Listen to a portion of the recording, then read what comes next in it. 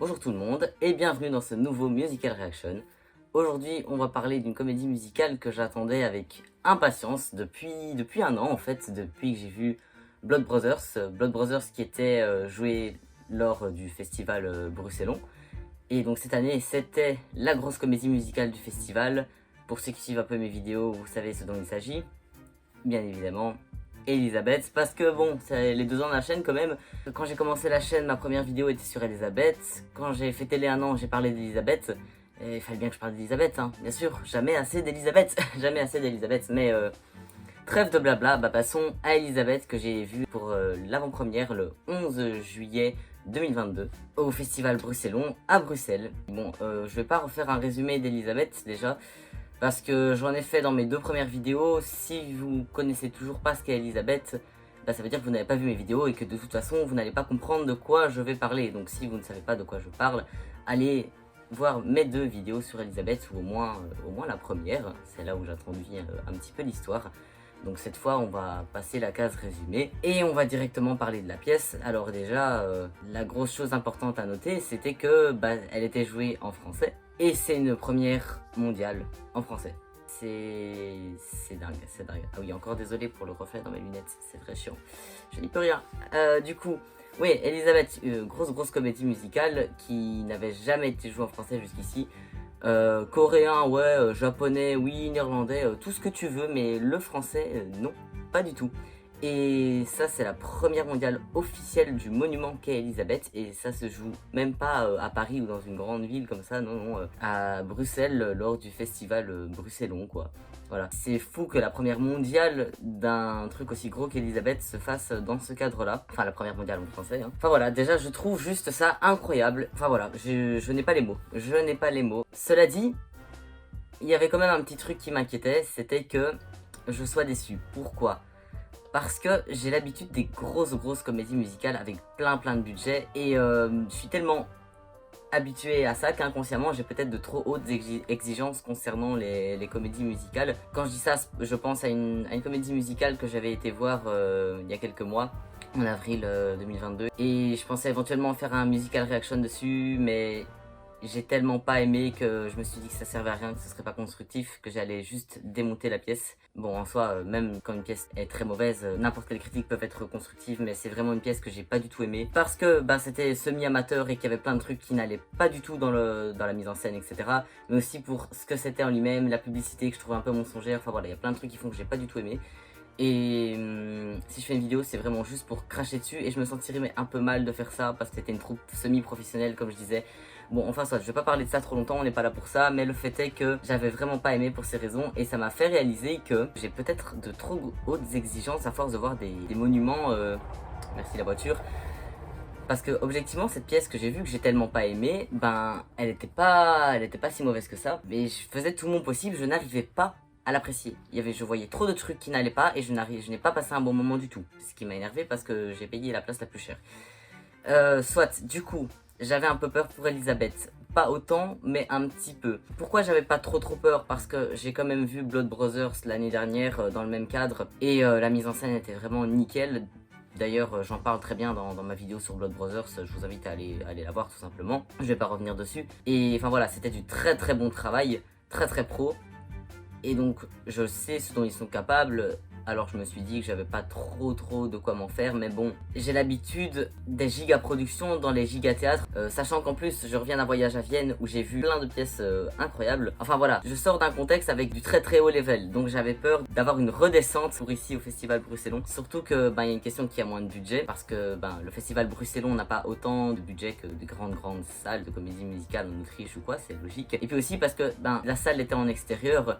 Donc fatalement, en dehors du budget, il y a des choses qui sont moins possibles. Tu peux pas te cacher sous la scène, parce que sous la scène, c'est le sol. Tu peux pas cacher des décors dans le plafond pour les faire descendre, etc. vu qu'il n'y a pas de plafond. Donc voilà, il y avait moins de moyens aussi. Et j'avais peur que tout ça, que ça me donne une impression de Elisabeth version un peu low cost, quoi. Enfin, et du coup, est-ce que c'était le cas? Est-ce que c'était le cas? Mais on va le savoir tout de suite, puisque j'arrête de blablater et je passe à l'analyse. Alors, je vais essayer de mettre mes idées au clair et de pas trop... J'essaie de me rappeler de tout. Alors, avant de commencer la vidéo, 2 petits disclaimers.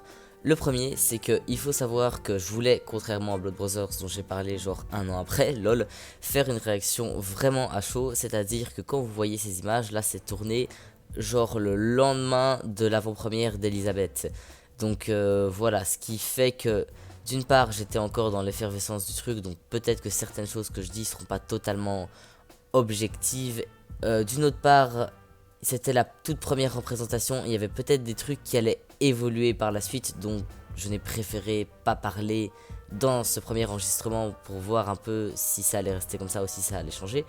Et puis aussi tout simplement parce que je l'avais vu qu'une fois, et qu'en une fois on peut pas tout retenir, et donc il y a des trucs que j'ai juste complètement oublié. Du coup voilà, la vidéo sera entrecoupée de ma voix comme vous entendez maintenant, pour ajouter des petits trucs dont j'ai pas parlé à la base et pour préciser certaines autres choses. Voilà, et le deuxième disclaimer est que j'ai actuellement le nez complètement bouché.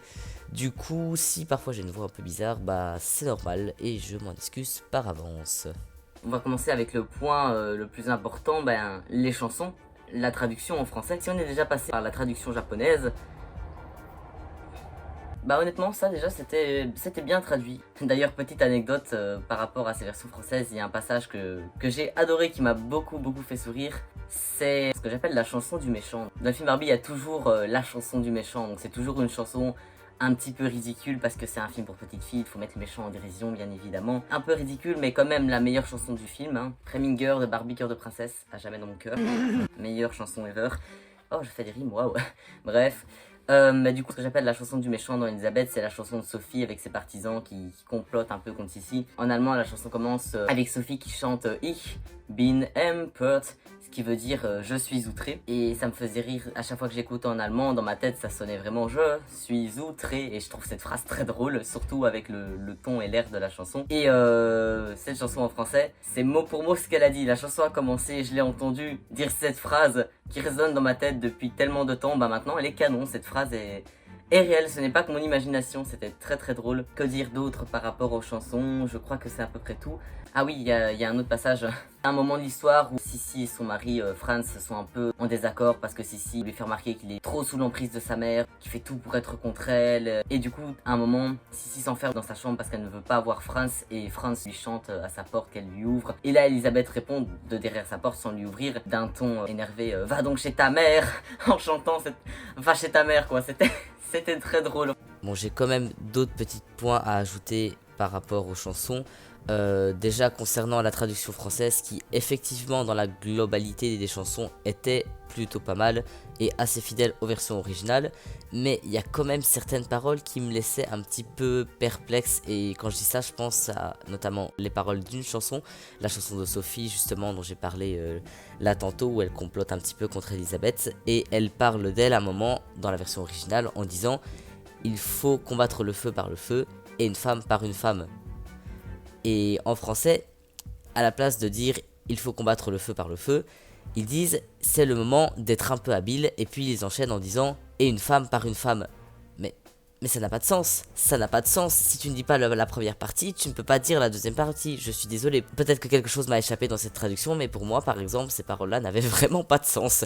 Autre chose qui m'a un petit peu interpellé concernant les chansons, c'est par rapport à la toute première chanson d'Elisabeth, donc celle où Lucchini ramène à la vie entre guillemets tous les contemporains d'Elisabeth et qu'ils se mettent tous à chanter un petit peu à son sujet. Dans toutes les versions en fait que j'ai vues avant, il y avait deux Rudolph qui chantaient, donc le Rudolph enfant et le Rudolph adulte. Comme je l'ai déjà dit, il y a deux acteurs qui ont joué Rudolph tout au long de la pièce, un enfant et un adulte dans la version originale. Et dans les autres versions que j'ai vues, il y a un passage où c'est Rudolph enfant qui chantait. Là en français, le passage où Rudolph enfant est censé chanter, il n'est pas là en fait, le Rudolph enfant n'est pas sur scène, et du coup le passage où il est censé chanter, il y a personne qui chante en fait, et ça me perturbe beaucoup. Peut-être qu'il voulait justement faire en sorte qu'il n'y ait pas deux fois la même personne sur scène pour cette chanson, ce qui en un sens est logique. D'un côté ça m'a perturbé de n'entendre personne chanter à ce passage là. Dernier petit truc concernant les chansons, c'est par rapport aux chansons de groupe. Quand il y a des chansons où beaucoup de gens chantent en même temps sur des airs différents en disant des trucs différents, autant dans les versions allemandes on entendait relativement bien ce que disait chacun, là en français on a beau essayer de comprendre ce que l'un ou l'autre groupe dit, souvent on comprend rien et ça donne vraiment une espèce de brouhaha et c'est vraiment dommage parce que ça arrive quand même régulièrement. Autant parfois c'est fait exprès que les uns chantent vraiment plus fort que les autres pour justement donner, allez, une certaine puissance à un groupe sur l'autre. Mais voilà, c'est souvent le cas où juste on comprend rien de ce qui se passe sur scène. Enfin, on comprend pas les paroles des chansons parce que tout le monde chante en même temps et voilà, ça le fait pas.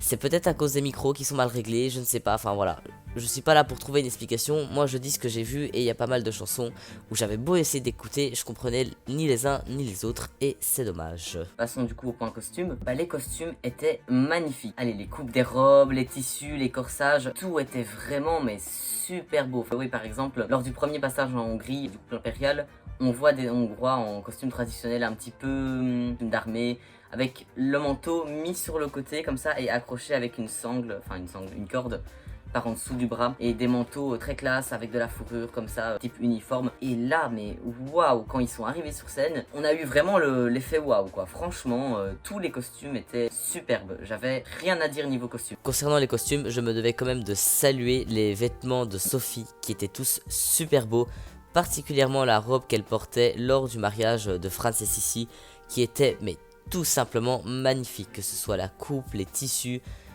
incroyable. C'était vraiment des très très beaux costumes. Mais ce n'est pas tout, parce que tout n'est pas tout rose concernant les costumes. Effectivement, il y a un truc que j'ai remarqué à pas mal de représentations. J'ai été la voir 6 fois et j'ai remarqué ça à peut-être 4 voire même 5 représentations sur 6, ce qui fait quand même pas mal. La robe d'une des actrices s'ouvrait régulièrement dans son dos. Il y a eu plusieurs passages, donc voilà, c'est même pas toujours la même robe, mais c'était la même actrice. La pauvre, je sais pas, peut-être qu'elle avait un mauvais karma ces temps-ci. Mais quoi qu'il en soit, plusieurs fois, à 2 passages différents, sa robe s'est ouverte. À la première chanson, plusieurs fois, j'ai remarqué que sa robe était ouverte dans son dos. Et une autre fois, au passage du bal, juste après le mariage de Franz et Sissi, sa robe, qui n'était pas la même qu'au début, s'est aussi ouverte à un moment, si bien que à la fin de la chanson, où elle est censée rester sur scène, elle est partie de scène. Bon, elle a fait ça très très bien. Quand on ne connaît pas la pièce par cœur comme moi, on croit que ça fait partie de la mise en scène parce que c'est un moment où il y a plein de personnes qui bougent, etc. Donc enfin voilà, juste que moi je l'ai remarqué. Mais quoi qu'il en soit, si ces costumes s'ouvrent régulièrement, sachant que c'était déjà le cas à l'avant-première, ils auraient quand même dû remarquer le problème, et j'imagine qu'ils l'ont fait, mais ils auraient dû essayer de régler le problème, je sais pas, mettre une petite agrafe dans le haut de la robe, enfin ne serait-ce que ça pour qu'elle ait pas le dos complètement ouvert et sa robe qu'elle galère à faire tenir sur son corps, enfin voilà, c'est quand même pas normal qu'ils aient pas pu régler le problème parce que j'imagine que je suis pas le seul à avoir remarqué. Maintenant, passons au point fatidique, celui que nous attendons tous, qui va vraiment dire si c'était aussi bien qu'on l'aurait aimé. Le point mise en scène, qui sera le plus long. J'ai beaucoup de trucs à dire par rapport à la mise en scène. On s'attend pas de ça d'une scène extérieure, mais elle était vraiment grande. Et du coup, comment ça se présentait? Il n'y avait pas vraiment de décor qui changeait. Contrairement aux pièces que j'ai pu voir sur internet, il n'y avait aucun vrai décor qui changeait à proprement parler. C'était un décor fixe. Dans le fond, il y avait un petit escalier avec une partie surélevée. De chaque côté, on avait des panneaux évoquant des murs d'une maison impériale, desquels les acteurs pouvaient entrer et sortir. Et surtout, dans le fond, il y avait le fameux aigle bicéphale, le symbole de l'Empire autrichien, immense, un peu de travers, comme s'il était tombé de quelque part, tombé d'un bâtiment, qu'il était brisé au sol. En dessous, on avait des espèces de planches de bois qui donnaient cette impression de truc cassé. Ça faisait une espèce de trou dans la scène. De là aussi, les acteurs pouvaient entrer et venir. Ah oui, autre chose, au milieu de la scène, donc pas là où il y a les escaliers, parce que la partie surélevée de la scène principale, il y avait un disque pour faire tourner les acteurs. Du coup, on va parler d'abord de la mise en scène de manière générale. Est-ce que c'était aussi bien qu'on l'aurait espéré ou est-ce que c'était plutôt décevant? Je vais être tout à fait honnête avec vous, c'était incroyable. Parce que le metteur en scène a compris les moyens qu'il avait. Il a compris la taille de la scène, la mise en scène, enfin la scénographie de la scène, donc ce qui était installé sur la scène, ce qu'il avait la possibilité de faire, ce qu'il n'avait pas la possibilité de faire. Enfin, il a vraiment tenu compte de chaque détail, de où les acteurs entraient et sortaient, d'où ils ne pouvaient pas sortir parce que c'est pas possible, du fait que c'est une salle extérieure, le fait qu'il n'y a pas des choses qui peuvent tomber du ciel, ce que les spectateurs voient de la scène.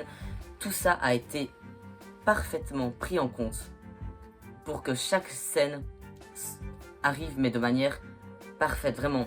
Tout était parfait, je m'attendais vraiment à rien, mais la mise en scène était gérée avec un brio, une minutie et une précision comme j'en ai rarement vu.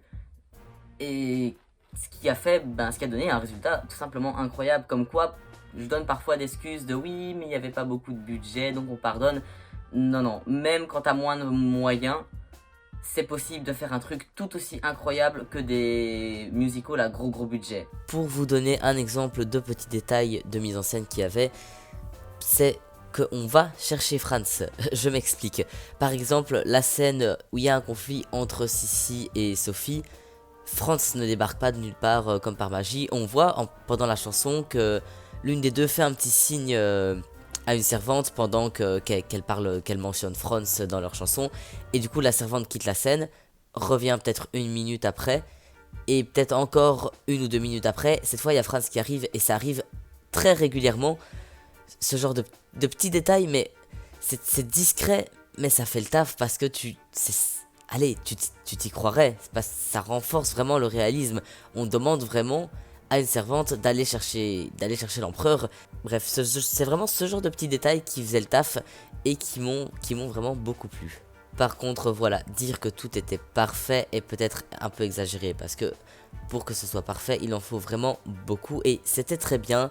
Mais c'était surtout la hype du moment qui parlait, et il y avait quand même des petits trucs qui m'ont un petit peu dérangé avec le recul, notamment pour les changements de scène. Comme c'était en extérieur, pas moyen d'éteindre toute la scène et de faire en sorte que les spectateurs ne voient plus rien entre les différents changements. Mais du coup, souvent, c'était les acteurs qui arrivaient avec leurs meubles dans les mains, quoi. Voilà, ça le faisait pas trop. Ils auraient pu quand même trouver une alternative. Enfin, je sais pas, que ce soit toujours les serviteurs qui les apportent. Et parfois c'était le cas, mais pas tout le temps. Ou alors les anges de la mort, les danseurs qui accompagnent la mort, que ce soit eux. Et là encore, parfois, ils le font et ça le fait. Mais il y a des scènes auxquelles ça se prête pas.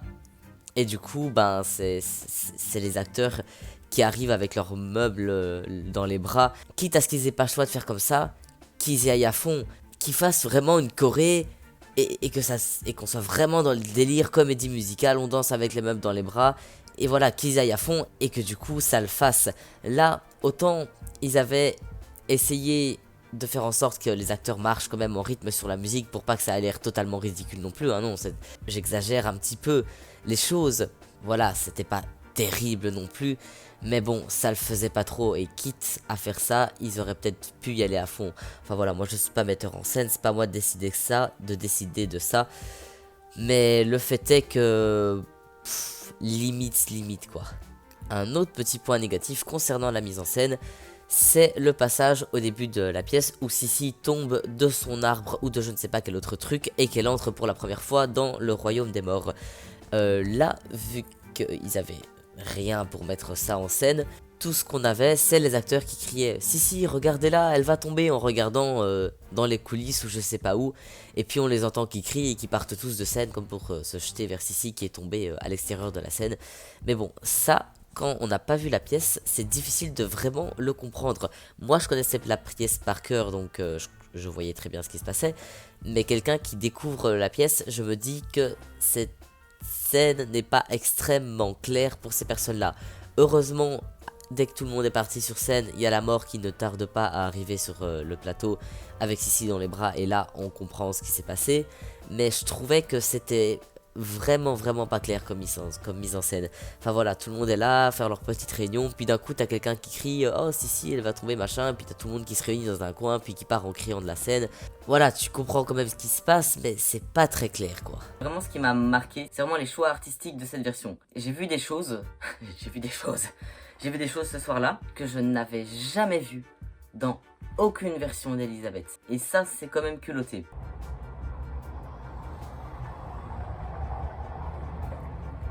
Alors, je vais pas forcément faire les scènes dans l'ordre parce que je dis ce qui me vient un peu comme ça. Un des premiers trucs qui me vient, c'est...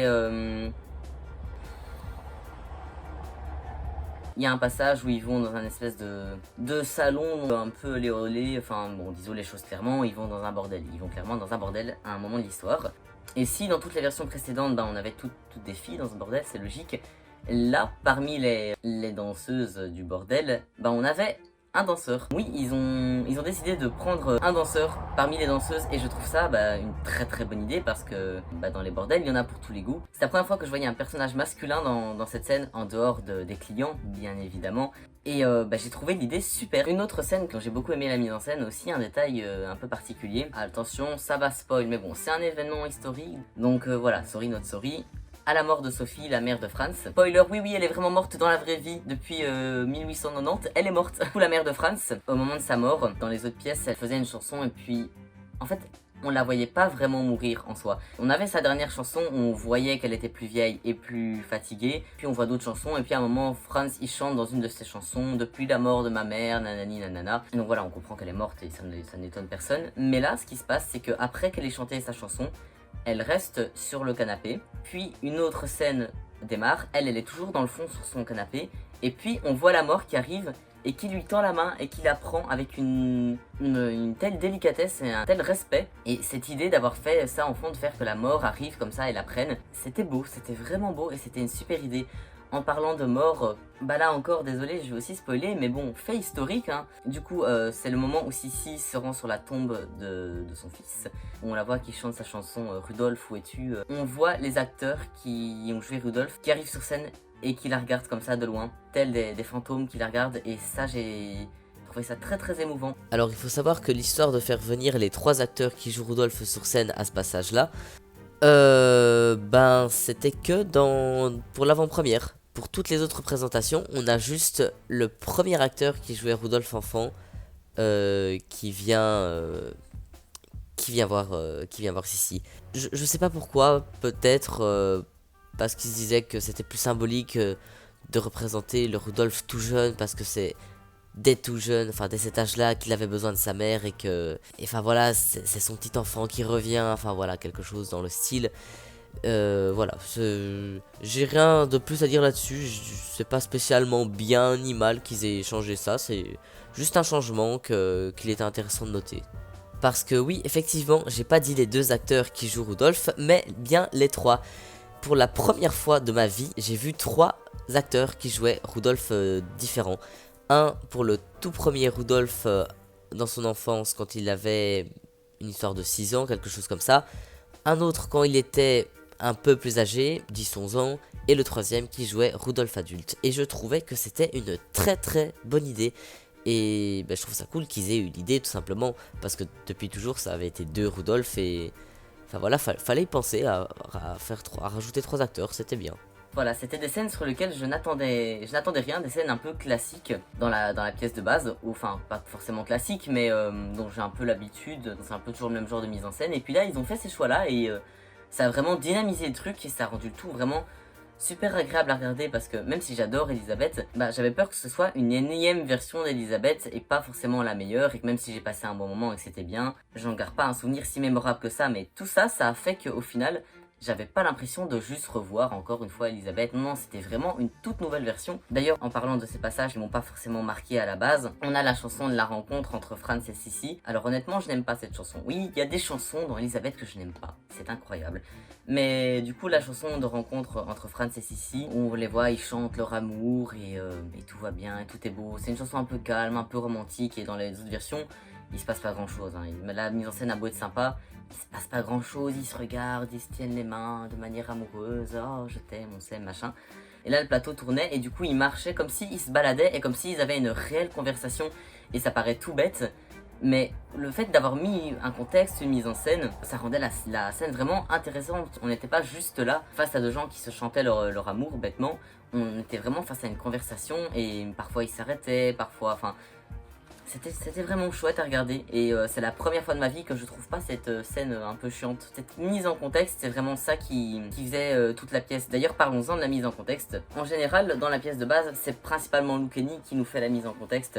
Lou Kenny qui est un petit peu le narrateur de l'histoire, qui nous met un peu dans l'ambiance de ce qui se passe à telle ou telle scène avec son cynisme habituel dans les versions originales. Là c'était pareil, mais il a eu du texte en plus, dans le sens où il y avait certaines scènes que à la base il décrit pas forcément, et que là, il s'est pris la peine de décrire, il expliquait vraiment toutes les scènes, peut-être parce que du coup c'est viennois, et que ça fait partie de l'histoire viennoise, et que du coup en Autriche, enfin l'histoire autrichienne, hein, pas l'histoire, c'est pas que Vienne, hein, l'Autriche, et que certains éléments font partie de l'histoire autrichienne, et que du coup Lucchini s'est pas pris la peine de le raconter. Par exemple, je reprends cette scène avec Franz et Elisabeth, ils marchent en se disant leur amour. Dans la version originale, la réunion, il devait devoir se marier Hélène, puis il va vers Sissi, tout ça, et juste après ça, il y a leur chanson, comme s'ils se disaient leur amour directement alors qu'ils se connaissent pas en fait. Là, Lucchini explique qu'il s'est passé je sais pas combien de mois avant qu'ils puissent se revoir, dans le sens où il lui a demandé sa main, après c'était une petite tasse de thé, au revoir et merci. Et pendant des mois, Sissi n'a pas pu voir l'homme avec qui elle allait se marier, elle devait être en stress et avoir quand même hâte de revoir et d'un peu connaître, un tout petit peu au moins, connaître l'homme qu'elle allait épouser. Et du coup, Lucchini nous explique ça, que pendant tout ce temps ils n'avaient pas pu se revoir et que ce passage qui allait arriver, donc le passage de leur chanson, était ce moment où ils avaient enfin pu trouver un moment seul, sans Sophie avec eux, donc sans leurs parents, enfin voilà. Et avoir ce contexte, ça rend la scène clairement plus intéressante. Et donc t'ajoutes le passage, la petite explication de Lucchini avec la scène juste après. Le fait d'avoir le contexte, t'es plus à fond dans la pièce et c'était super naturel. D'ailleurs, Lucchini, il a fait un travail incroyable. Il faut savoir que Lucchini a des phrases en italien, mais c'est les phrases en italien de Lucchini. Il y a ces phrases-là, pas plus, pas moins. Voilà. Mais là, il y avait des phrases en plus que parfois il te balançait comme ça en italien, qu'il n'y a pas du tout dans les autres versions. Et j'avais presque l'impression qu'il te balançait ça totalement spontanément. Peut-être que c'est pas du tout le cas et que c'est écrit dans le script, hein, probablement que c'est le cas. Mais c'est pas l'impression que ça donnait, tellement il jouait avec un naturel incroyable. Du coup, revenons-en où j'en étais. Donc je disais qu'il introduisait certaines scènes, ça donnait vraiment un véritable plus pour nous mettre dans le contexte. Il y avait cette scène-là. Il y avait aussi, et ça c'était une scène qui me dérangeait énormément, c'est l'enterrement, enfin... pas l'enterrement, mais le passage où il y a Sissi qui va sur la tombe de Rudolf, son fils. Dans toutes les autres versions, ça me dérangeait parce que je me suis dit, on voit Sissi sur sa tombe, mais on n'a pas vraiment de contexte, et donc pour moi c'est un peu l'enterrement de Rudolf. Et Sissi, dans la vraie vie, n'a pas été à l'enterrement de son fils parce qu'elle pouvait pas le supporter, c'était trop difficile pour elle. Elle a été voir sa tombe par la suite dans la crypte des Capucins, qui est la crypte impériale. Dans les autres versions, j'avais vraiment l'impression qu'elle allait à son enterrement pleurer pour lui. Et ça me dérangeait parce que c'est pas du tout historiquement correct. Enfin voilà, après bon, qu'est-ce qui est historiquement correct? Est-ce que Sissi a vraiment rencontré la mort? Vous me direz, c'est pas historiquement correct non plus. Mais tous les faits historiques étaient justes, étaient bien. Là, c'est pas juste. Enfin, ça n'aurait pas été juste si ça avait été le cas et ça m'aurait dérangé. Là, avant cette scène-là, Lucchini dit au public... Oh, elle a même pas été voir son fils, Elisabeth n'ira pas à l'enterrement, elle ira le voir je ne sais plus combien de jours après à la crypte et ça m'a fait tellement plaisir d'entendre ça parce que vraiment ça me dérangeait pour les autres scènes. Mais ce n'est pas tout parce que en parlant de Lucchini, c'est un acteur que je ne connaissais pas avant mais pour qui j'ai beaucoup de sympathie parce qu'il a fait un Lucchini excellent. Cela dit, il était parfois un peu trop présent, voire même beaucoup trop présent. Souvent, il se rajoutait et il mettait un peu son grain de sel à des scènes où de base, il est même pas là du tout. Là, parfois, il se baladait entre les acteurs qui faisaient leur truc et il faisait des petites grimaces, enfin, il se moquait un peu d'eux. Et autant parfois, ça rajoute un comique à une scène qui est déjà drôle de base et c'est marrant d'avoir ajouté ça, mais quand c'est tout le temps, de 1, ça peut devenir parfois un petit peu lourd, et de 2, quand c'est des scènes qui sont censées être sérieuses et que t'as Lucchini qui est là à l'arrière à se foutre de la gueule des persos, désolé, ça te sort du truc. Comment tu veux prendre au sérieux et être à fond dans quelque chose qui se veut important la propre pièce que tu regardes se moque de ce qui se passe. Je suis désolé, tu ne peux pas être à fond dans une pièce quand la pièce se moque d'elle-même alors que c'est pas censé être le cas. Et il y a plusieurs scènes comme ça où ça m'a un peu dérangé, où c'est censé être sérieux et t'es censé être affondant. Autant parfois c'est censé être cynique et là Lucchini a tout à fait sa place dans le tableau. Mais il y a d'autres fois où on se serait quand même passé de lui. Et aussi par rapport à ça, j'ai eu l'impression que au plus j'allais voir de représentations, au plus il prenait de liberté par rapport à ça, au plus il était présent. À la fin, il était très très souvent là. Je dirais même qu'il était là 9 fois sur 10, ce qui est quand même beaucoup. Après, peut-être que c'est pas le cas, peut-être que c'est mon impression, parce que à force de la voir, Lucchini, j'en ai un peu marre. Je dis ça gentiment, bien évidemment, hein. Mais peut-être qu'au plus j'allais voir la pièce, au plus je remarquais sa présence aussi. Mais le fait est que parfois, il était un peu trop là, quand on n'avait pas forcément besoin de lui. et c'est dommage parce qu'il était vraiment excellent, Luke. Mais bien évidemment, c'est pas tout, parce qu'il y avait certaines scènes qui m'avaient donné une très très forte impression dans la version originale. J'espérais vraiment qu'ils rendent justice à ces scènes dans la version bruxelloise, quoi. Il y avait parmi ces scènes, la plus emblématique, la fameuse scène du tableau, qui est présente dans la version viennoise, mais pas dans la japonaise. Donc cette scène où Franz attend Sissi qui se prépare, puis quand elle arrive avec sa robe étoile, dans un cadre pour évoquer le tableau de Sissi le plus connu, où elle est un petit peu de côté comme ça avec sa robe. Il n'y a pas eu cette mise en scène dans la version japonaise, je ne m'attendais pas du tout à ce qu'il y ait ça ici, donc ça ne m'aurait pas vraiment dérangé s'il n'y avait pas eu ça, surtout que c'est impossible qu'un tableau tombe du ciel vu qu'on est en extérieur. Et ils l'ont fait. Ils l'ont fait, et ça, j'étais pas prêt, j'étais trop content qu'ils le fassent. Et on la voit arriver de loin et on la voit monter ses escaliers avec sa belle robe blanche et ses cheveux, mais une fois qu'elle est complètement sur scène, on a les anges de la mort qui amènent le cadre de chaque côté et ils forment le cadre en les amenant et Sissi qui prend la pose et voilà, ils ont fait la scène du tableau, quoi. Après, si on veut un peu chipoter, je trouve que le cadre était un peu trop grand comparé à Sissi. Alors que dans la vraie vie, Sissi prend quasiment toute la place du tableau. Là, il y avait quand même pas mal d'espace entre le bout de sa tête et le bord supérieur du cadre. On pourrait se dire que c'est qu'un petit détail qui n'a pas grande importance. Si, parce que du coup, le cadre l'écrasait un petit peu et ça avait moins l'effet waouh que si elle avait pris tout le cadre. Après voilà, c'est vraiment qu'un petit détail, mais qui a malgré tout son importance et que je me devais de relever. Mais le cadre n'est pas le seul accessoire qui a été utilisé, puisque déjà, tout simplement sur la scène, qu'est-ce qui était présent du début à la fin?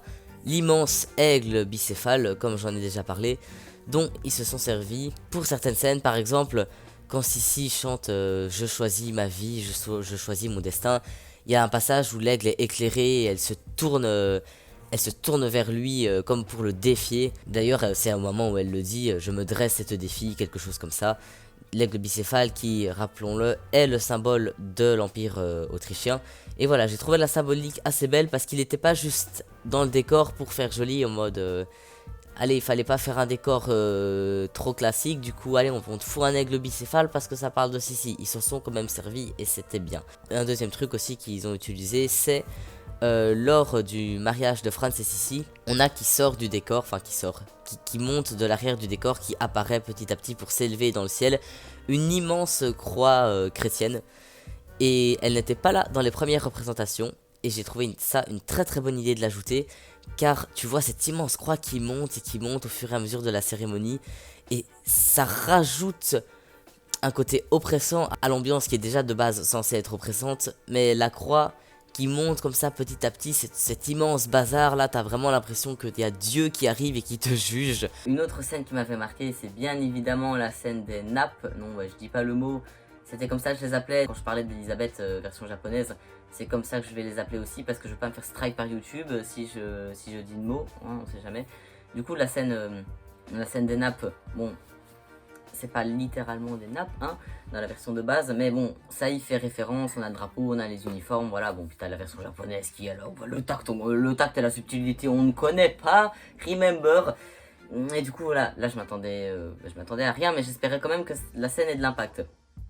Du coup, là, on n'a personne en uniforme, contrairement à la version japonaise et à la version viennoise, où ils sont en uniforme, pas de nappe, mais ça y fait clairement référence, ils ont le drapeau et tout. Là, on a simplement les villageois qui sont vénères, qui font la chorégraphie où ils tapent du pied et tout.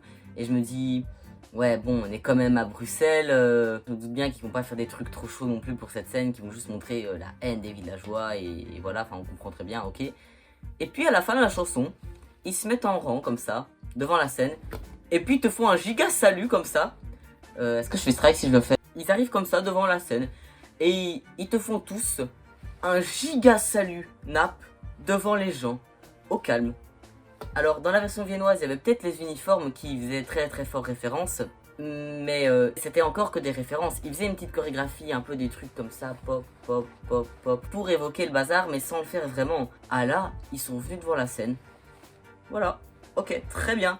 J'ai vu ça, j'étais à la fois choqué et à la fois agréablement surpris parce que je voulais être choqué. Cette scène est faite pour être choquante et j'avais peur qu'ils osent pas le faire. J'étais agréablement surpris. Et puis une autre scène aussi également emblématique, qui est ma scène préférée et qui est la scène préférée je crois, d'un grand nombre de fans d'Elisabeth. Alors, je ne sais pas pourquoi j'ai perdu l'enregistrement où je parle de cette fameuse scène, mais du coup, me voilà. C'est la chanson en duo, la fameuse Entre la mort et Rudolf, Die Schatten werden länger. J'ai toujours un aussi bon accent allemand, n'est-il pas? Qu'est-ce que je voulais dire avec cette scène? Ben, pour être tout à fait honnête, je l'attendais avec grande impatience et j'ai été très déçu. Vraiment, j'ai été très déçu. Pourquoi cette scène a marqué autant de gens? C'est principalement, bah déjà la chanson est incroyable, hein, mais en dehors de ça, c'est la mise en scène, la chorégraphie qu'il y a entre la mort et Rudolf. C'est quelque chose de poignant, où ils sont très proches physiquement, de presque violent. Enfin voilà, la choré, que ce soit dans une version ou dans une autre, dans cette scène, elle est emblématique, c'est the choré de la pièce. Et là, bah y a pas eu de choré. Ils étaient juste là à se regarder, ok. Une fois, ils étaient à moins d'un mètre l'un de l'autre et la mort a mis sa main sur le torse de Rudolf. Oulala, mais à part ça, ça bougeait pas sur scène. Surtout que, pour être tout à fait honnête, il y a eu beaucoup de scènes comme ça où ils étaient juste stoïques alors qu'ils auraient pu faire des trucs. Je dis pas qu'il faut bouger tout le temps et danser tout le temps parce que c'est une comédie musicale, on n'est pas dans Cats, mais il y a des scènes où ça aurait pu un peu plus bouger quoi, en dehors de cette scène là bien évidemment. Après voilà, il y avait les danseurs qui accompagnaient la mort, donc les 4 anges de la mort.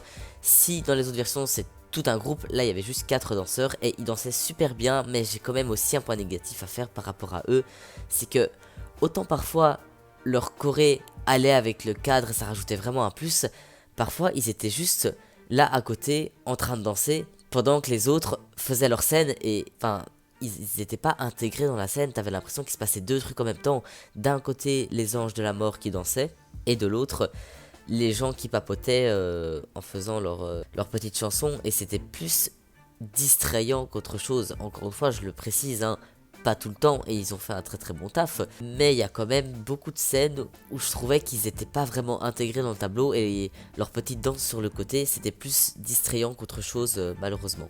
Voilà, au point où on en est, autant spoil jusqu'au bout. C'est la scène qui arrive juste avant la mort de Rudolf, la danse finale entre la mort et Rudolf. Alors, pour info, la mort de Rudolf, bah là je vais en parler clairement, vu que c'est un événement historique important. Il s'est suicidé, enfin, il s'est suicidé oui et non. C'est la théorie la plus plausible, mais ce n'est pas sûr à 100%. Des gens disent que c'est un assassinat, des gens disent que c'est un suicide. La plupart des gens disent que c'est un suicide, seulement il y a trop d'éléments qui ne concordent pas avec la théorie du suicide, qui font que ça ne peut pas être un suicide. Mais ça ne peut pas être un assassinat non plus, parce qu'il y a encore plus d'éléments qui viennent niquer la théorie de l'assassinat aussi. Donc enfin voilà, tout ça pour dire que la mort de Rudolf reste encore assez mystérieuse, et c'est évidemment avec ça qu'il joue dans la comédie musicale Elisabeth. La vérité c'est que c'est la mort qui a enlevé Rudolf à Sissi, enfin voilà. Si on sait pas vraiment comment ça s'est passé dans la vraie vie, on sait qu'au moment où il est mort à Meyerline, je sais pas comment on dit le nom, sorry, il était avec son amante de l'époque. C'est la version officielle, c'est un double suicide. Et dans toutes les versions, on a Rudolf qui fait une danse à la fois tragique et à la fois romantique avec la mort. Dans la plupart des versions, la mort lui prend son pistolet et le fait passer d'ange en ange, et il essaye de le récupérer pour finalement atterrir dans les bras de la mort, et puis là la mort l'embrasse pour signer son arrêt de mort. En général c'est toujours comme ça que ça se passe, et là encore une fois, ils ont fait quelque chose qui n'avait jamais été fait avant dans aucune version d'Elisabeth. Rudolf n'est pas seul à danser avec la mort, il est avec son amante de l'époque dont j'ai totalement oublié le nom, je suis navré. Quoi qu'il en soit, il y a une femme avec lui sur scène, bah tu comprends que c'est son amante avec qui il s'est suicidé. Les voir à deux, encore une fois, ça te met tellement dans le truc parce que c'est comme ça que ça s'est passé. Après, sur le coup, moi j'ai kiffé, enfin kiffé c'est bien un gros mot, mais j'ai trouvé ça très intéressant d'avoir mis j'ai trouvé ça très intéressant d'avoir mis une femme avec Rudolf sur scène, parce que je suis au courant de comment ça s'est passé en vrai, parce que je m'intéresse à ça, etc. Mais tout le monde dans la salle ne connaît pas forcément la vie de Rudolf, ni même de l'Empire autrichien de manière générale. Et cette femme, c'était la première fois qu'on la voyait sur scène. Si tu n'es pas un peu calé historiquement sur sa mort, tu sais pas qui c'est. Et d'un coup, tu vois Rudolf qui est là, qui a envie de se suicider, t'as une femme qui arrive, qui veut se suicider avec lui, et tu sais juste pas qui c'est. Enfin voilà, si t'es pas au courant du truc, tu comprends pas ce que cette femme vient faire là. Surtout que c'est la seule fois où on la voit de toute la pièce. Autant il y a certains trucs qu'on pourrait reprocher dans le style à la version d'Elisabeth à la base, mais faut savoir que c'est un truc autrichien qui a été fait en Autriche par les Autrichiens pour les Autrichiens. Ça fait partie de leur histoire et j'imagine qu'il y a des tas de trucs que nous on connaît pas forcément, que eux connaissent. Donc je peux pas vraiment reprocher à la version de base d'avoir fait le coup pour certains trucs. Par exemple, quand Elisabeth va en Hongrie et qu'on l'appelle Erzsébet, ce qui n'a pas été le cas dans la version japonaise à mon avis pour cette raison, j'imagine qu'en Autriche c'est pas si choquant d'entendre qu'il l'appelle par un autre nom. Tandis qu'au Japon, s'il l'avait appelé Erzsébet, j'avais critiqué ce fait-là. Mais d'un côté, s'il l'avait appelé comme ça, peut-être que les Japonais n'auraient pas compris et ils ont juste adapté à leur pays. Mais du coup, prendre cette liberté artistique chez nous, où c'est pas quelque chose de forcément connu, je ne sais pas si c'était vraiment une très bonne idée pour la compréhension générale de la scène. Mais puisqu'on parle des points historiques, parce que j'ai quand même pas que des trucs négatifs à dire, hein, au contraire, je vais un peu m'attarder sur le look des persos. J'aurais pu effectivement en parler dans le point costume, mais j'y ai juste pas pensé. Du coup, parlons-en maintenant, hein, parce que de toute façon, les musical reactions, c'est toujours le gros bordel. Du coup, qu'est-ce que je voulais dire par rapport au look des personnages, c'est que c'est la première fois que les acteurs ressemblaient autant aux personnes qu'ils incarnaient. Je suis désolé, mais Rudolf, dans la comédie musicale, pour moi, n'a jamais ressemblé à Rudolf dans la vraie vie. Je veux dire, entre Monsieur Bichonen ici et Rudolf d'Autriche, il y a une différence quand même, hein. Voilà. Et ben là, dans la version bruxelloise, on voit que c'est Rudolf. Il a la barbe, il a tout. Il est parfait. Toutes les libertés qui sont prises en fait, que ce soit niveau mise en scène, maquillage, costume, toutes des libertés pour un maximum se rapprocher de la réalité. Et je trouve que c'est super bien fait, surtout que c'est les premiers à avoir décidé de faire ça. Ça avait jamais été fait avant. Comme il y a des grosses différences entre par exemple la version japonaise et une version viennoise, les libertés artistiques sont encore assez quand même éloignées de la réalité et on est toujours dans le même moule d'Elisabeth, même si ça diffère dans la plupart des versions, hein, pas toutes. Je pense notamment à une certaine version dont je n'ai pas encore parlé, dont je parlerai un jour. Mais sinon, à part ça, on a globalement la même impression en voyant les représentations différentes. Là, j'ai vraiment eu l'impression de voir une toute nouvelle version d'Elisabeth. Et ça, c'est génial quoi. Je m'attendais à passer un bon moment, mais je m'attendais pas à voir vraiment à ce point une réinterprétation. J'ai dit ce que j'avais à dire. J'ai vraiment eu l'impression de voir une nouvelle version d'Elisabeth. C'était pas juste une énième réinterprétation d'Elisabeth, c'était vraiment une nouvelle adaptation, bien plus différente que presque n'importe quelle adaptation que j'ai pu voir. Moi qui avais des appréhensions, je n'avais aucune raison finalement. Mais sinon aussi, un autre point historique qui m'a énormément plu, c'est la mort de Sissi. Donc le passage où Lucchini la tue. Faut savoir que ce qui s'est passé dans la vraie vie, donc elle était à Genève, elle allait embarquer sur un bateau pour faire une croisière ou je ne sais plus trop quoi, enfin voilà. Et elle n'est pas morte sur le coup, personne n'a capté qu'elle venait de se faire assassiner. C'est seulement une fois dans le bateau qu'elle s'est effondrée et après là on l'a amenée dans sa chambre à l'hôpital, je ne sais plus où elle est morte. Tandis que dans les pièces, en général, Lucchini lui fonce dessus, la plante avec le couteau et là, drame, Elisabeth s'est fait assassiner. C'était peut-être un peu chiant de faire toute la mise en scène de elle meurt pas tout de suite et machin brol, elle meurt après, puis on la transporte ailleurs. Enfin voilà, c'était peut-être un petit peu chiant de faire tout ça. Donc voilà, c'était pas un gros souci à la base. Mais même ça, ils ont réussi à changer pour en faire quelque chose de plus accurate, si je puis dire. Dans le sens où ce qui s'est passé ici à Bruxelles, c'est que Lucchini fonce dans Elisabeth avec sa lime, mais c'est vraiment comme s'il la bousculait. On a vu son mouvement de bras avec la lime dans la main, mais de manière très discrète. Et sur le coup, Elisabeth est tombée, mais parce qu'elle venait de se faire bousculer, et du coup, sa dame de compagnie s'est précipitée vers elle pour l'aider à se relever, pour voir si tout allait bien, mais après elle s'est relevée et elle s'est mise à avancer pendant que la dame de compagnie regardait derrière elle d'un air un peu effaré dans la direction où le Kenny est parti, l'air de se dire non mais c'était quoi ce paysan, ça va ou quoi de pousser les gens comme ça. Et voilà, c'est pendant ce moment-là où elle-même se relevait que Sissi qui avait déjà repris sa route s'effondre et c'est à ce moment-là qu'elle décède. J'ai trouvé, ça ajoutait un petit plus à la scène, c'était bien, c'était chouette, voilà. J'ai rien de plus à dire là-dessus si ce n'est que c'était bien. Ou encore pour donner un autre exemple de truc accurately historique, quoi, le franglais, assassinez-moi quoi, faut que j'arrête ça tout de suite. Je disais donc un exemple d'autre truc, c'est l'arrivée de Sissi à la cour, donc je parle de la scène du bal qu'elle a eu après son mariage, Alors dans la vraie vie, c'était un truc mais complètement foireux. Elle a fait tomber sa couronne ou un truc du genre, elle a failli se toller, elle est à un moment partie en pleurant, enfin voilà, je sais plus trop exactement les détails de ce qui s'est passé. Ça va peut-être vous étonner mais j'étais pas né à l'époque. Et là, je trouvais qu'on ressentait vraiment plus le malaise de Sissi. Dans la vraie vie, c'était horrible pour elle. Dans les autres pièces que j'ai vues, même si elle avait pas l'air très très à l'aise, elle semblait quand même contente de danser avec Franz et d'être là, etc. Là, le passage du bal avec Franz après son mariage, elle avait pas l'air une seule seconde contente. Elle semblait mal à l'aise, stressée. Elle avait juste envie de danser avec sa sœur, de rentrer chez elle. Elle avait vraiment l'air au bout de sa vie, là où dans les autres versions, elle avait simplement l'air un petit peu stressée. Enchaînons sur le casting, je vais pas passer 3 heures dessus, mais les personnages étaient très bien castés. Celui qui joue la mort, Kaplan, c'est un chanteur qui a vraiment un visage, des traits très particuliers. Il est très beau, mais il n'a pas un visage classique. Et il n'aurait pas pu être mieux pour faire la mort. D'ailleurs, son interprétation de la mort est vraiment très intéressante. Il y a eu plein de gens qui ont joué la mort au fil des années, et ils ont toujours eu une manière propre de jouer la mort. Mais ce qu'on retrouve la plupart du temps chez la mort, c'est ce côté un peu presque violent en fait de la mort, un peu vraiment perfide, malicieux. Là, il était très doux, il montrait un peu ses faiblesses, il montrait vraiment son amour pour Elisabeth et donnait pas cette violence qu'il peut donner dans d'autres versions. Je dis pas que les autres versions sont mauvaises, hein, loin de là, mais ça m'a fait plaisir de voir une mort plus douce et plus délicate. Par exemple, pour la mort de Rudolf, c'est pas lui qui le tue directement, c'est lui qui l'emmène avec lui, mais il ne lui prend pas la vie comme d'autres morts ont pu le faire et il a l'air presque triste qu'il soit mort, comme si vraiment il venait de perdre un ami. Tandis que dans les autres comédies musicales, traite Rudolf comme un ami mais mieux pour le manipuler. En tout cas c'est l'impression que j'ai, et ce depuis son enfance, où il a l'impression de lui faire presque peur. D'ailleurs parlons-en de son enfance, là quand l'acteur voit Rudolf enfant pour la première fois, il est presque doux avec lui. Dans les autres représentations aussi, il essayait d'être doux avec lui, mais on sentait que oui c'est ça, je suis gentil avec toi gamin, je vais te manipuler. Enfin moi c'est comme ça que je le voyais. Tandis que là, on voit vraiment qu'il se pose et qu'il l'écoute très gentiment. En fait, il était très gentil avec ce Rudolf.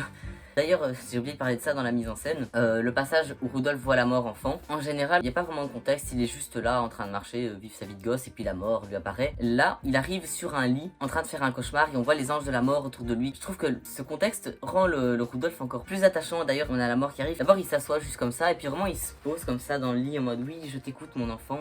D'ailleurs, il y a une parole donc, où il dit que pour montrer qu'il est fort, on le formait un peu pour qu'il soit un bon dirigeant, machin. Donc, on le torturait un petit peu. Et voilà, il explique à un moment qu'il a tué un chat pour paraître fort et que ça l'a rendu un peu triste. Et au moment où il dit j'ai tué un chat, on voit la mort qui fait tête un peu choquée en mode. Enfin, je trouve ça vraiment chouette. Et même les anges de la mort, au moment où Rudolf dit ça, ils ont tous une petite réaction. Ils ont tous leur personnalité. Ben ça aide aussi le fait qu'ils soient que 4. En général, dans les autres versions, c'est toute une horde de danseurs qui accompagnent la mort. Mais là, ils étaient que 4. Mais le fait qu'ils soient que 4, ça laisse le temps de bien voir leur jeu d'acteur et de vraiment se démarquer. Alors que dans les autres versions, ils n'ont pas de personnalité. Là, on voit vraiment leur expression faciale et presque leur caractère en fait. Ce sont plus que des danseurs, ils ont vraiment un jeu d'acteur, une manière de se déplacer. J'avais dit plutôt qu'ils déplaçaient les meubles et ils font ça en dansant, en faisant des mouvements un petit peu délicats pour que ce soit fluide. Mais ils ont chacun vraiment leur manière de le faire, leur manière d'arriver, et parfois ils se collent un peu à la mort comme ça, comme à montrer qu'ils sont un peu ses sbires, et ils font ça vraiment chacun à leur manière. Voilà, leur interprétation de leur personnage, parce que c'est vraiment devenu des personnages à part entière dans la pièce, même s'ils n'ont pas une ligne de dialogue, était super chouette. À part ça, tout le monde jouait très bien. Lou Kenny, la mère de Franz, hein, parlons-en, elle aussi, elle jouait vraiment super bien. Madame Kiltré, par exemple, je pense à sa dernière chanson où elle chante, c'est un peu son repentir, où elle dit qu'elle a tout fait pour Franz, qu'elle a tout fait pour l'aider, qu'elle faisait son possible pour lui. Les actrices qui jouent la mère de Franz ont toujours très bien joué, je trouve. Mais là, elle avait presque les larmes aux yeux et elle m'a fait vraiment de la peine. Elle m'a fait vraiment de la peine. Rudolf aussi jouait très bien. Non pas Rudolf, Franz. Ouh là là, si je commence à les confondre. Mais Rudolf aussi jouait très bien d'ailleurs. Mais Franz aussi, on voyait bien le côté très strict de l'empereur qui a été élevé à la stricte, qui aime Sissi, mais qui malgré tout a été élevé à la dure et qui lui est carré, je me lève à 4h du mat, le boulot avant tout, hein, voilà, on sentait très bien ce côté-là. Et puis, mention honorable avant de passer à Elisabeth, Hélène qui jouait la sœur de Sissi. Dans les autres versions, on la voit pas beaucoup, on la voit qu'au début, vu qu'au début on croit qu'elle va épouser Franz, mais à partir du moment où elle l'épouse pas, on la voit plus trop. Et donc voilà, le personnage n'est en général pas vraiment mémorable, mais là l'actrice joue tellement bien, avec tellement d'émotion, elle fait un travail tellement précis, elle joue tellement bien avec une telle justesse et elle a vraiment donné une personnalité à Hélène, ce qui fait qu'on s'attache à Hélène finalement. D'ailleurs, puisque je parle de l'actrice de Hélène, il faut absolument que je parle d'un truc qui s'est passé au passage de la scène du tableau. Alors vous me direz, qu'est-ce que Hélène vient foutre dans la scène du tableau? On la voit plus du tout durant toute la pièce. Faut savoir que l'actrice jouait pas seulement Hélène, mais aussi une villageoise parmi la foule de villageois qu'on peut voir tout au long de la pièce. Et cette scène du tableau arrive juste après une scène où les villageois sont pas contents parce qu'il n'y a plus de lait. Pourquoi il n'y a plus de lait? Parce que l'impératrice prend tout le lait pour prendre des bains de lait. Et c'est comme ça qu'elle se prépare avec son super bain de lait et tous ses super produits pour arriver sur scène. Et la scène du tableau arrive, etc. etc. Mais ici, à la fin de la scène des villageois qui veulent du lait, plutôt que de tous partir de scène, il y a un petit groupe qui reste dans un coin de la scène, mais vraiment très très discrètement.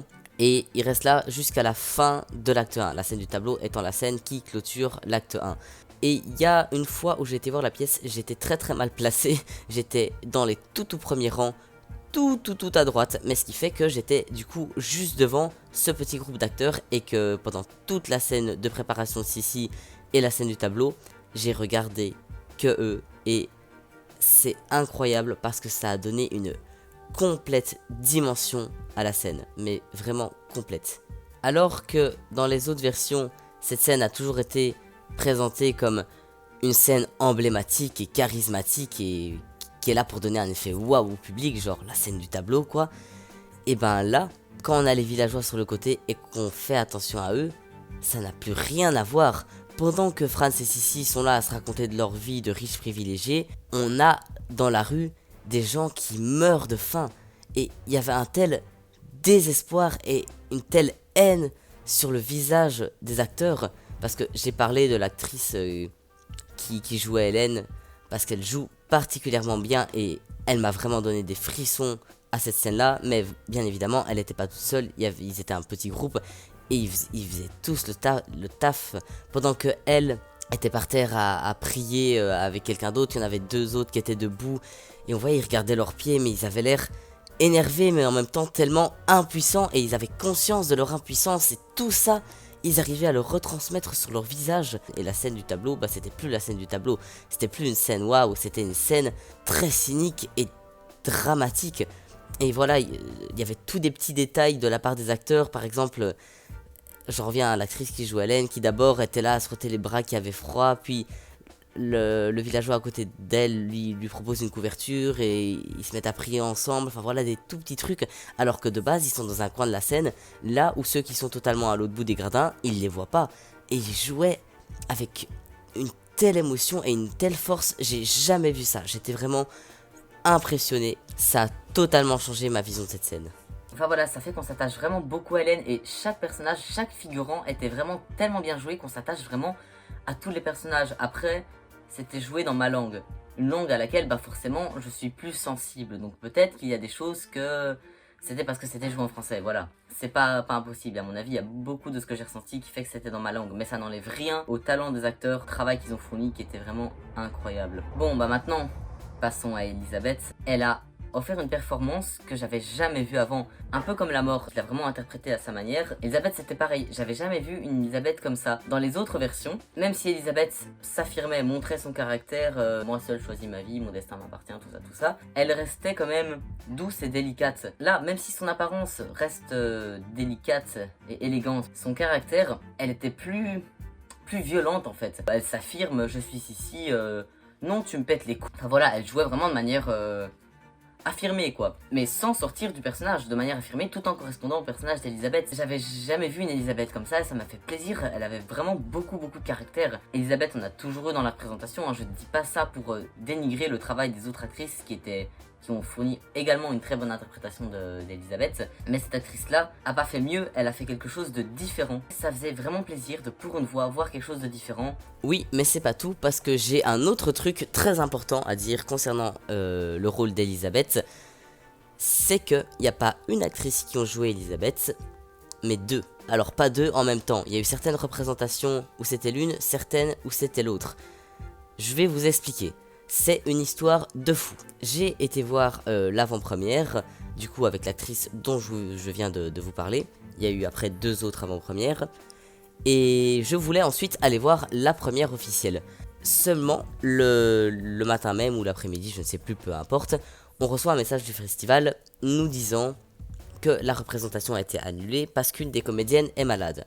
On n'a pas plus d'infos, mais je fais le lien avec la story Instagram de l'acteur qui joue la mort, qui dit que la tournée, enfin non pas la tournée, heureusement que la représentation du soir avait été annulée à cause du Covid. Du coup, je me suis dit, ok, l'une des actrices a chopé le Covid. Et puis, j'ai compris, je sais plus trop comment, si quelqu'un d'autre l'a mis en story, si lui, enfin voilà, on s'en fiche. Le fait est que l'actrice qui jouait le rôle principal avait chopé le Covid.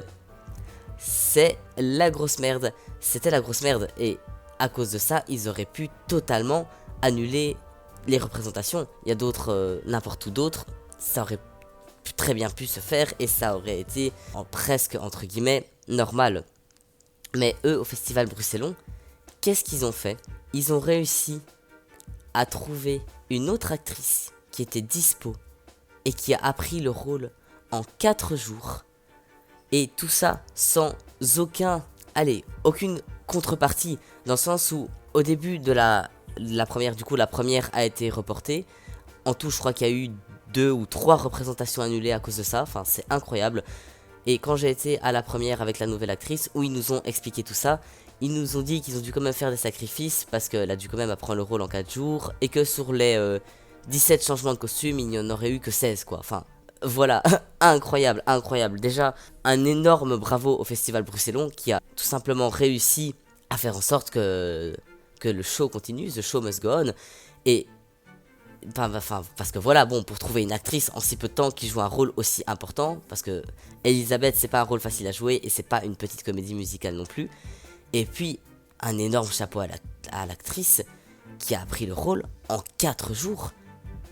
Je ne sais vraiment pas comment elle a fait. Je ne sais vraiment pas comment elle a fait. Cette dame est surhumaine. Je lui tire vraiment mon chapeau. Du coup, voilà, j'ai pu la voir pour les premières représentations, à part les avant-premières bien évidemment, et les dernières représentations, parce que du coup, à cause des dates qui ont été annulées, ils ont prolongé les dates, de même plus de dates de ce qui a été annulé. C'est aussi grâce au succès que ça a été, enfin voilà, on n'a vraiment rien perdu, on a tout gagné avec le festival bruxellon, vraiment, je les aime d'amour, ils gèrent ces gens, je trouve ça tout simplement incroyable. Et je me devais de saluer cette actrice qui a fait juste un taf de malade en fait. Tout simplement. Enfin voilà, c'était ma review sur Elisabeth, c'était bien plus long que prévu, mais honnêtement, je me serais jamais attendu à avoir autant de trucs à dire dessus. Bon, et maintenant, que retenir de tout ça? Ben, que c'était vraiment une très bonne version. Comme je le disais, tout n'était pas parfait, il y a encore des trucs clairement à améliorer, des trucs qui n'arrivent pas forcément à la cheville de l'original, mais dans sa globalité, moi la première fois que je l'ai vu, je suis ressorti éberlué, tellement il y avait de changements et de décisions artistiques qui avaient été prises et qui n'avaient jamais été prises avant. Je m'attendais vraiment à voir une énième version d'Elisabeth, je m'attendais à passer un bon moment, mais pas à redécouvrir la pièce comme j'ai pu le faire grâce à tous les changements et toutes les décisions qu'ils ont prises. Et rien que pour ça, vraiment, je leur tire mon chapeau. Et j'espère sincèrement que cette version ne tombera pas dans l'oubli. Rien n'est encore sûr, mais il y a des chances que ça ne soit pas le cas. Ça a été un tel succès que j'espère vraiment que ça ne sera pas le cas, parce que non seulement c'est la première mondiale d'Elisabeth en français, mais en plus c'est une première et pas des moindres quoi. Tous les changements qu'ils ont fait, comme je le disais, et je le dis pour la énième fois, ça avait jamais été fait avant. Et ça, il faut pas que ça tombe dans l'oubli. Clairement, c'est une version d'Elisabeth super intéressante et il faut que le monde la découvre, tout simplement. Même si elle n'était pas parfaite, il faut que le monde découvre cette version. Merci mon chien qui approuve. En tout cas, un énorme chapeau à tous les acteurs, à tous les chanteurs, à tous les danseurs, à toute l'équipe technique, à l'orchestre, enfin à tout le monde. En espérant que cette vidéo vous aura plu. Sur ce, je vous souhaite une bonne journée, une bonne soirée, et je vous dis à la prochaine.